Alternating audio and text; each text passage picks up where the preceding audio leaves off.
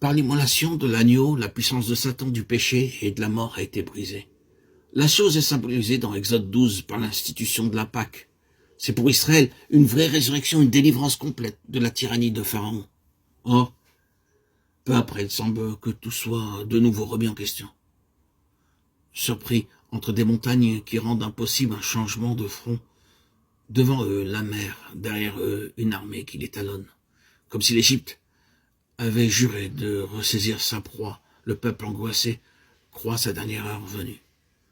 Mais au milieu de cette détresse, Dieu rappelle Moïse à la réalité spirituelle. Qu'as-tu à la main? Une verge. Dans tout ce livre de l'Exode, la souveraineté divine est liée à la verge de Moïse. Or, c'est justement une question de souveraineté que l'ennemi furieux d'avoir perdu la partie croit pouvoir soulever à nouveau. Cette poursuite n'est pas autre chose qu'un suprême défi jeté par Pharaon à l'autorité de Dieu. Mais cet étalage de force est inopérant puisque, par le sang de l'agneau, l'autorité de droit a été définitivement enlevée à l'ennemi. Il nous a transféré du royaume des ténèbres au royaume du Fils de son amour. Moïse lève sa verge, siège symbolique de l'autorité divine. La mer se fend, le peuple passe, les flots se referment. Ainsi donc, Dieu place au seuil même de la vie de son peuple une leçon qui vaudra pour toutes les générations. C'est que depuis l'effusion du sang de l'agneau, l'adversaire peut nous impressionner par sa présence, son activité, mais sa puissance est brisée, quel que soit le déploiement de force dont il nous environne, l'autorité n'est pas de son côté. Ce n'est pas quand tout se présente bien et que les Égyptiens sont bel et bien noyés qu'il faut croire à la victoire. C'est à l'heure tragique où tout semble contre nous. La victoire qui triomphe du monde, c'est notre foi. La personne de Christ présente 3 caractéristiques qui doivent se retrouver chez les croyants individuellement, aussi bien que dans l'Église qui est son corps. La spiritualité, la prépondérance du céleste sur le terrestre et l'universalité. On a voulu opposer le message de Paul à celui des autres apôtres pour discréditer par là l'ensemble de la révélation. En réalité, la différence n'est pas en espèces, mais en degrés, et met en lumière ce qu'est vraiment la plénitude de Christ.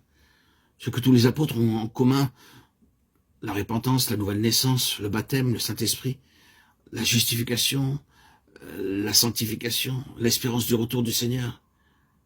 C'est sur la question de l'Église qu'une différence apparaît.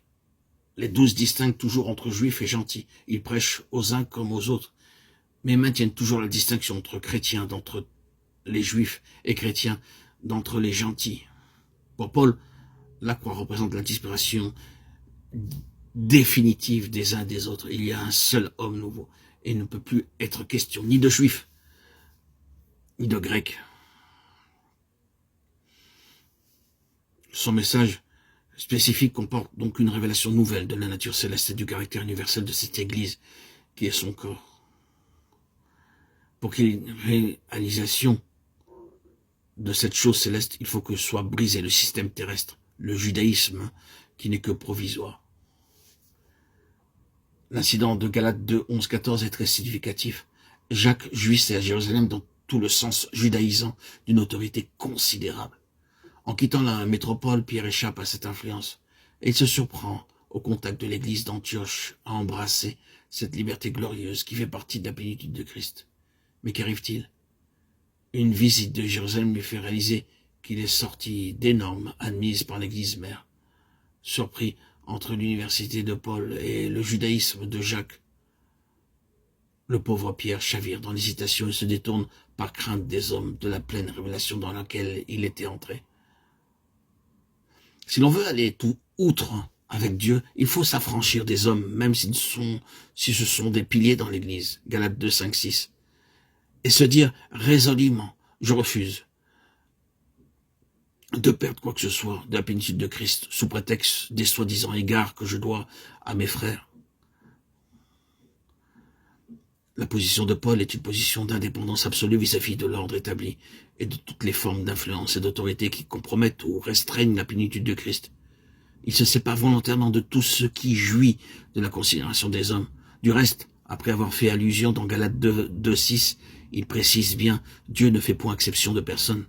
Ce qui veut clairement dire, parce que cela jouisse d'une certaine considération de la part des hommes, il ne s'ensuit pas qu'il possède au même titre la considération de Dieu.